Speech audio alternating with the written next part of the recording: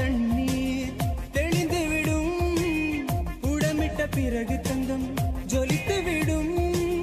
கலங்கிய தண்ணீர் தெளிந்து விடும். புடமிட்ட பிறகு தங்கம் ஜொலித்து விடும்.